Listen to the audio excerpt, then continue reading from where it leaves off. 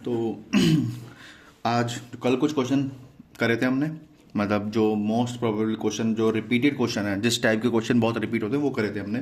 तो आज उसका पहला सवाल है कि मीडियन में एक सवाल आता है कि मिसिंग फ्रीक्वेंसी का। हमेशा याद रखना, मीडियन में एक सवाल आएगा मिसिंग फ्रीक्वेंसी का, और इस केस में हमेशा आपको मिसिंग फ्रीक्वेंसी केस में आपको फ्रीक्वेंसी का टोटल जरूर दे रखा होगा।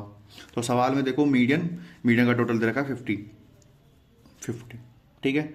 और आपको सी एफ निकालना पड़ेगा। सी एफ वही जैसे निकालते हैं, पी का P plus 15 plus 25 that is P plus 40 plus 20 that is 60, P plus Q plus 60, again P plus Q plus 68, and then P plus Q plus 78। ठीक है, हमें पता होना चाहिए कि हमारा सी एफ का लास्ट टर्म टोटल के बराबर होता है। तो वी नो कि P प्लस क्यू प्लस 78 जो है, wait I think question is total is 90 frequency. ये मीडियन है, टोटल दे रखा है 90, the sum of the all the frequencies 90, तो ये 90 होना चाहिए। तो P प्लस क्यू कितना आ गया, डेट इज 12। ठीक है, ये मेरी फर्स्ट इक्वेशन, क्योंकि इससे सॉल्व होगा सवाल। मीडियन क्या दे रखा है, मीडियन पहले से दे रखा है, that is 50, median is 50, so median class should be, median class क्या होनी चाहिए, 50 है तो ये होनी चाहिए। ठीक है, मीडियन क्लास की ये इंक्लूडेड नहीं होता, इंक्लूडेड ये होता है इसमें। तो median is equal to L plus N by 2 minus C F upon F into H. Median is 50, L की वैल्यू 50 होती है, एन बाई टू कितना होगा, total number of terms that is 90/2 minus C F is P plus 60,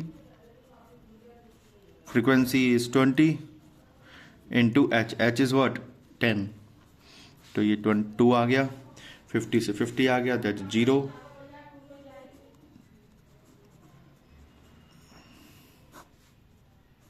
okay, 2 into something 0, 45 minus P minus 60, P इधर आके positive हो जाएगा, 45 minus 60। How this possible,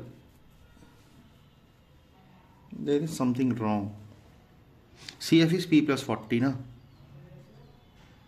C F is P plus 40, P plus 40, तो 40 गया तो P की value आ गई 5, क्योंकि ये होता है सी एफ हमारा, ये होता है एफ, ये होता है L.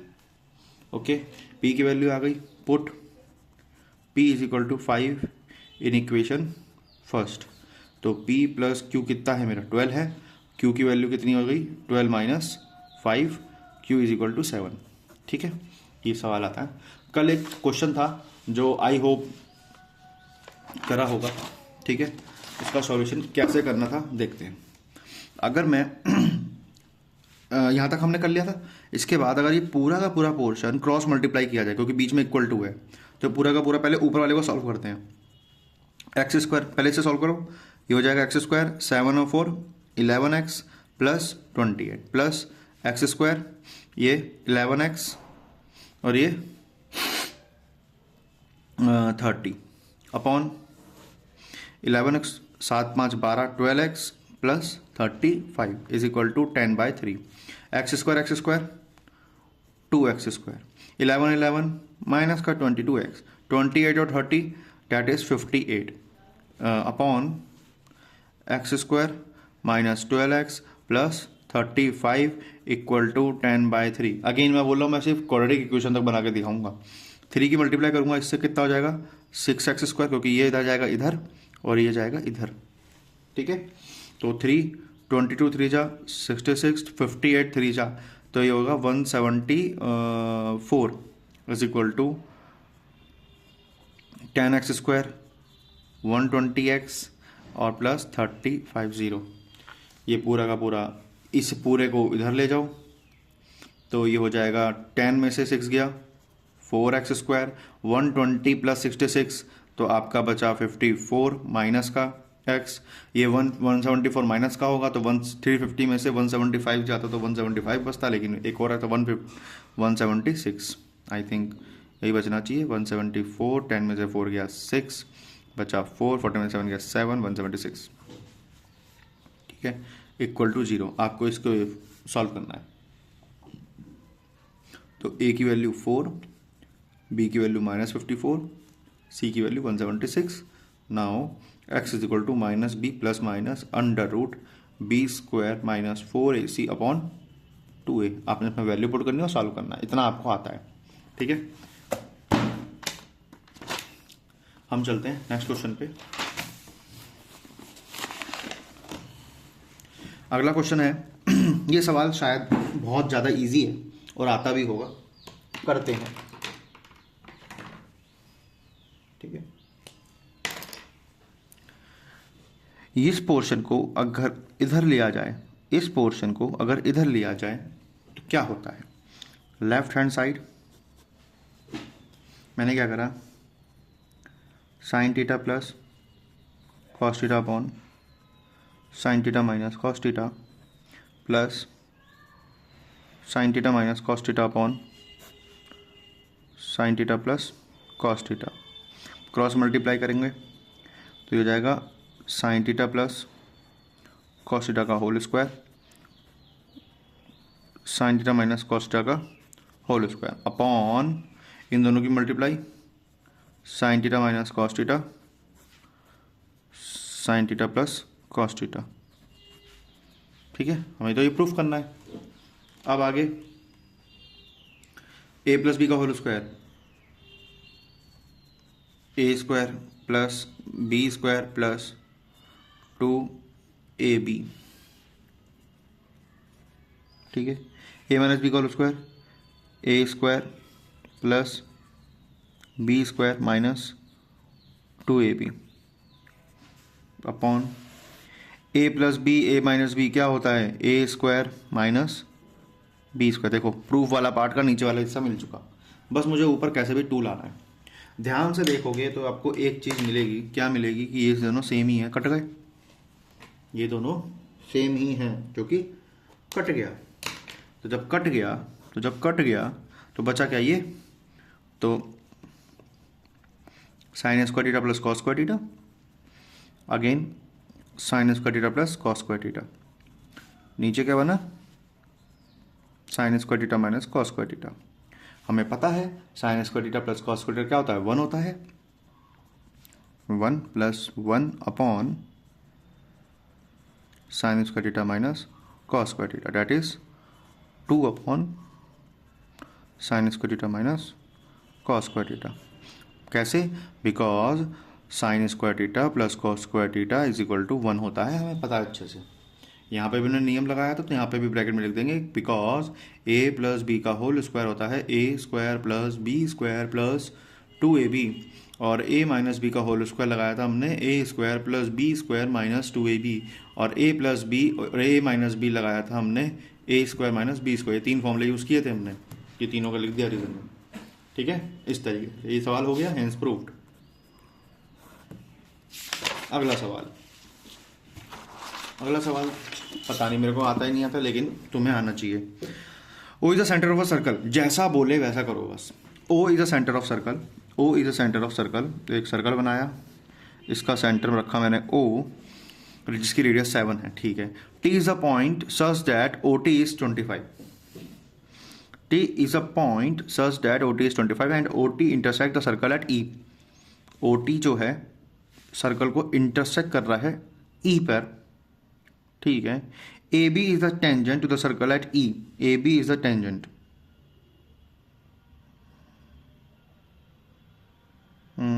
Find the length of AB. AB is the tangent to the circle at E.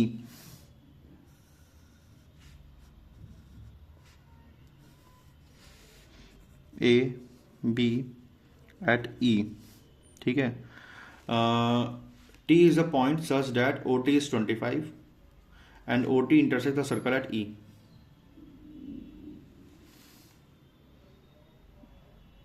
OT इस तरीके से है कि E पे मीट कर रहा है, कैसे बन सकती है फिगर?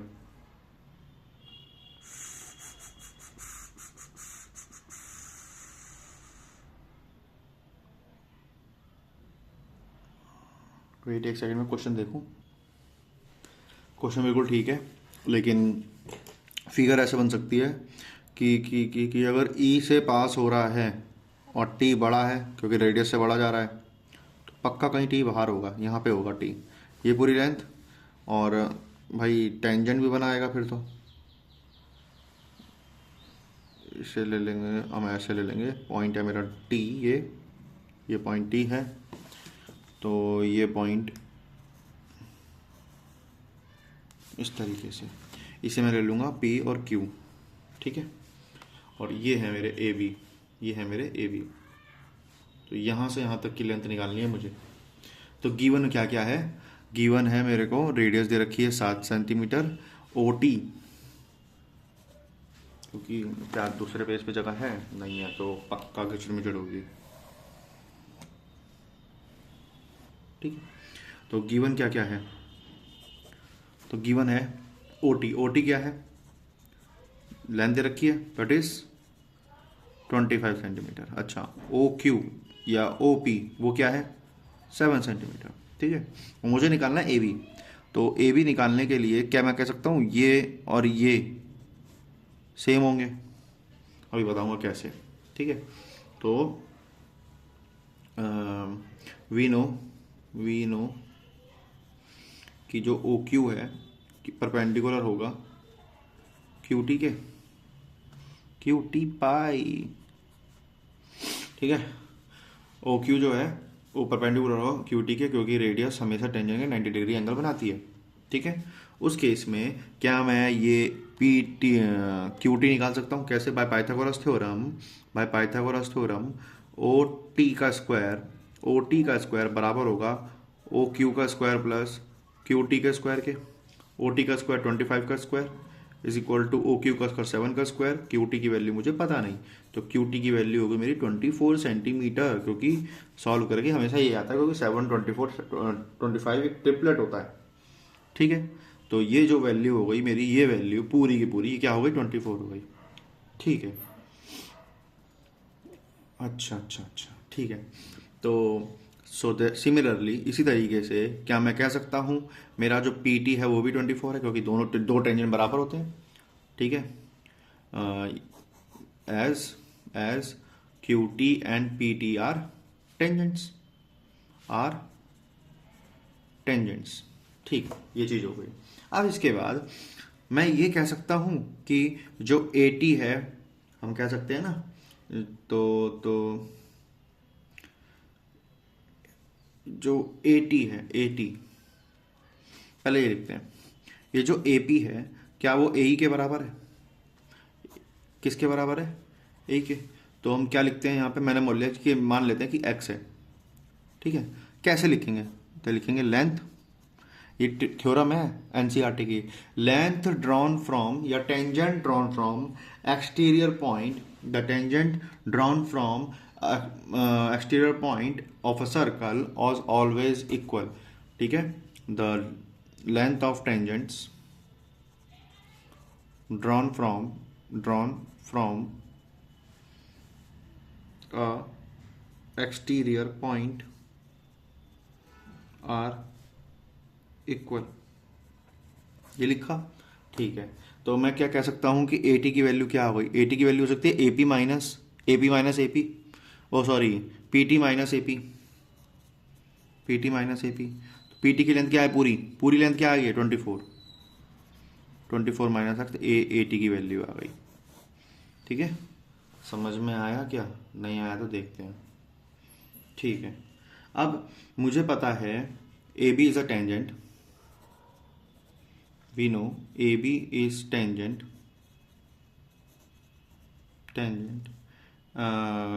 एट ई, ठीक है। ए बी एक टेंजेंट है ई पे। उससे मुझे क्या पता लगा कि ये जो एंगल होगा क्या होगा? हमेशा 90 डिग्री होगा। टेंजेंट है 90 डिग्री बन रहा है, टेंजेंट है 90 डिग्री बन रहा है, तो ये एंगल 90, तो ये भी 90, ये भी 90, ये भी 90।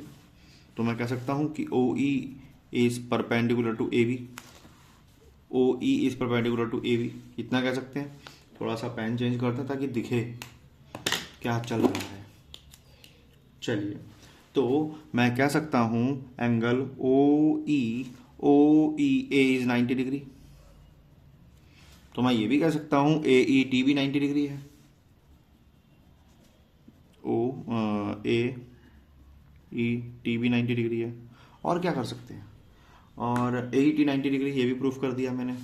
ये एक्स है, ए टी मैंने निकाल लिया। So in triangle A E T, in triangle A E T, in triangle A E T, ये लेंथ क्या हो गई बेटा बताओ। ये पूरी की पूरी लेंथ क्या थी, 25 थी, सवाल ने दे रखा था। ये 7 है, ये 7 आई, तो ये लेंथ क्या हो गई 25 माइनस 7, 25 माइनस 7 डेट इज 18। ठीक है, ये लेंथ 24 माइनस एक्स, ठीक है, ये 18, ये एक्स। तो इन triangle A E T bye Pythagoras theorem मैं कह सकता हूँ 90 के सामने वाला ये क्या, कि जो ए टी का स्क्वायर है वो बराबर है ए ई के स्क्वायर प्लस ई टी के स्क्वायर के। नहीं समझ में आया तो रिवाइंड करके दोबारा देखना, आ जाएगा। ए टी की वैल्यू क्या है जी, ए टी की वैल्यू है 24 माइनस एक्स का होल स्क्वायर। ए ई की वैल्यू एक्स का होल स्क्वायर, ई टी की वैल्यू 18 का होल स्क्वायर। ठीक है, इसको सॉल्व करेंगे। 24 माइनस एक्स का whole square, A minus B का होल स्क्वायर, ए का स्क्वायर प्लस बी का square minus 2ab is equal to x square plus 18 का स्क्वायर होता है 376। एक्स स्क्वायर से एक्स स्क्वायर कट गया, ये 376 का माइनस हो जाएगा, कितना हो जाएगा, ये हो जाएगा आपका 200, ये आ जाएगा 48x। ठीक है, तो x की वैल्यू क्या हो जाएगी 200/48। 4 की टेबल से डिवाइड हो रहा है, 4 की टेबल से डिवाइड होगा 50, बाय 4 की टेबल से डिवाइड होगा 12, अगेन 25/6 इतना आएगा। ठीक है, x की वैल्यू इतनी आएगी। अगर x की वैल्यू इतनी आ गई तो मैं कह सकता हूँ बी ई भी सेम ही है, कितना होगा 25/6। सो ए बी की जो लेंथ है वो ए ई प्लस ई बी होगा, जो कि दोनों की दोनों 25/6, 25/6 डेट इज 50/6। या आंसर इज 25/3 आंसर। बिल्कुल ठीक है जी, ये आपका आंसर है। डन, इस तरीके से सवाल बना था।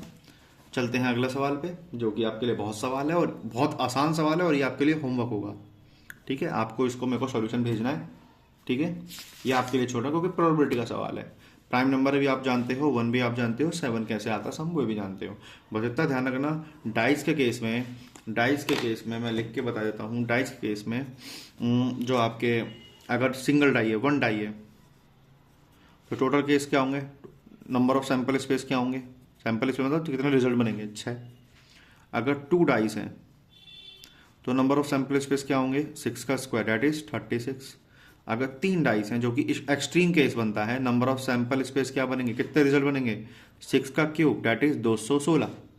ठीक है, ये आपको पता होना चाहिए, जिसमें से ये वाला मोस्ट इंपॉर्टेंट है, यहाँ से सवाल बनता है, जो कि ये भी है। ठीक है, ये आपको आता है, आपको सिर्फ मुझे सॉल्यूशन भेजना है करके। मैं अब भी बोल रहा हूँ, मुझे सॉल्यूशन चाहिए किसी भी हालत में, क्लास खत्म होने के 1 घंटे बाद ही चाहिए। अब भी बोल रहा हूँ, नहीं तो मैं आगे की वीडियो नहीं भेजूंगा।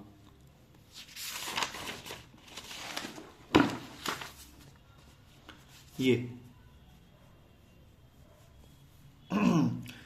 क्वेश्चन तो आता होगा कि कल वाली क्लास में कराया था कि alpha and beta are the zeros of quadratic polynomial P x this फलाना।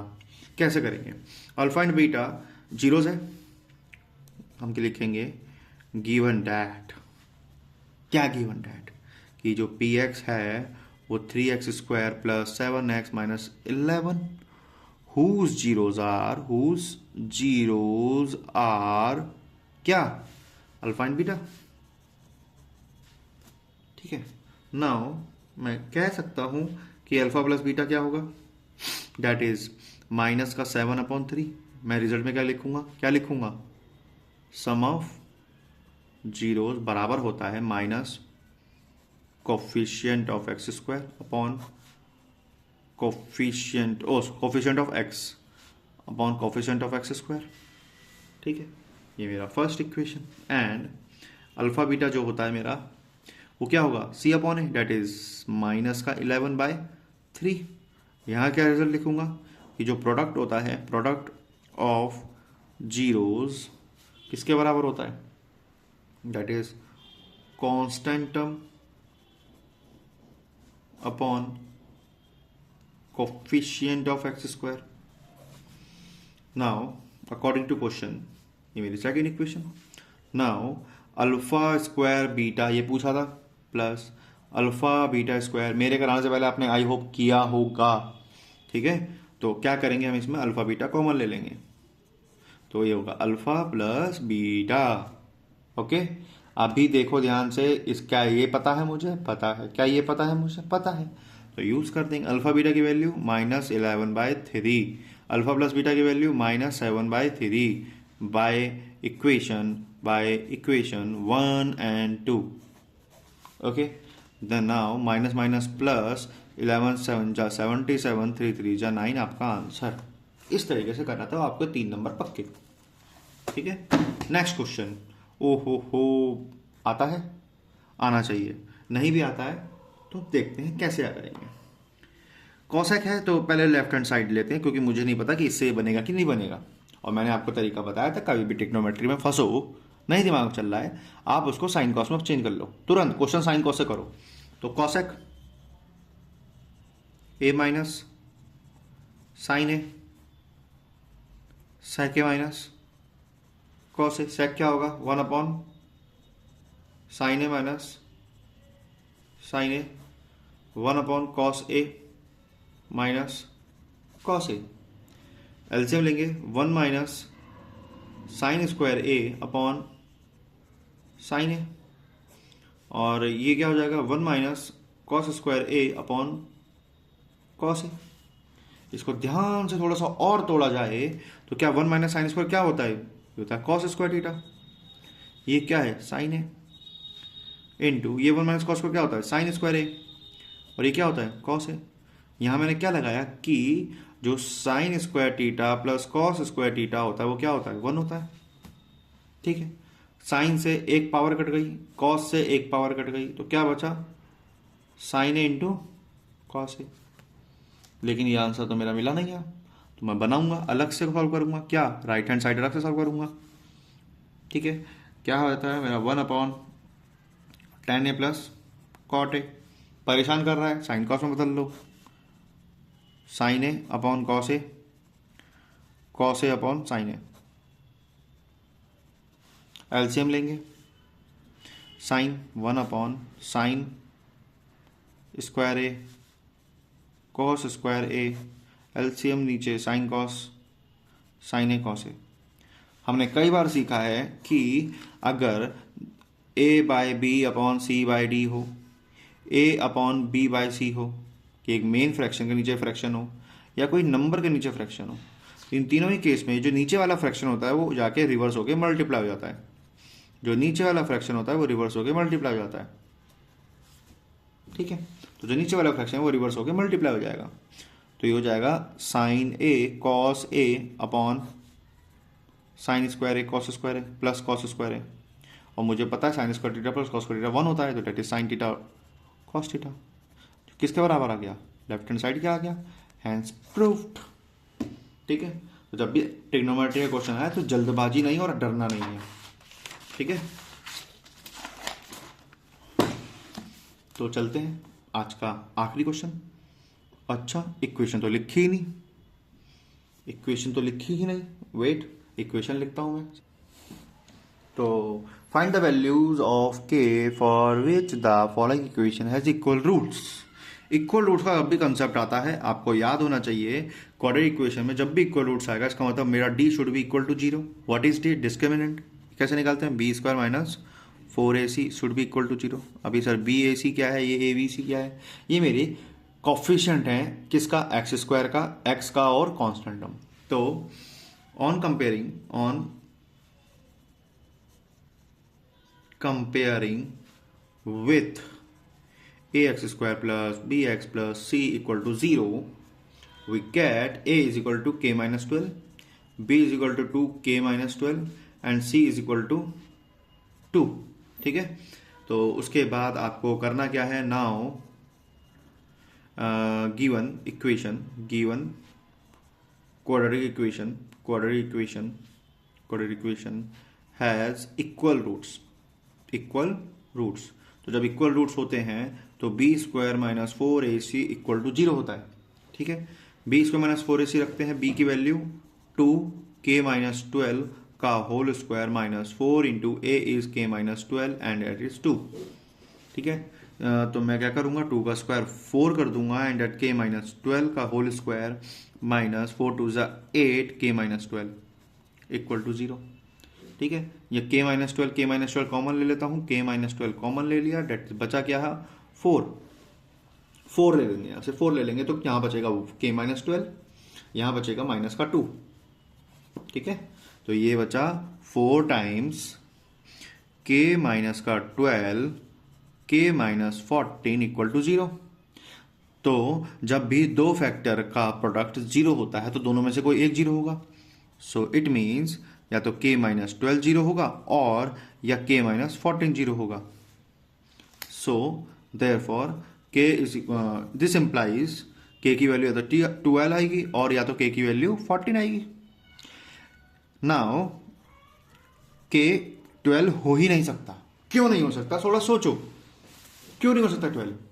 क्योंकि अगर k की वैल्यू 12 हो गई तो 12 माइनस 12 0, और एक क्वाड्रेटिक इक्वेशन में अगर एक्स स्क्वायर का कॉफिशिएंट ही 0 हो गया, क्या वो क्वाड्रेटिक इक्वेशन बचेगी, रहेगी, नहीं रहेगी। तो जब नहीं रहेगी तो यहाँ लिखेंगे k can't be equal to 12 as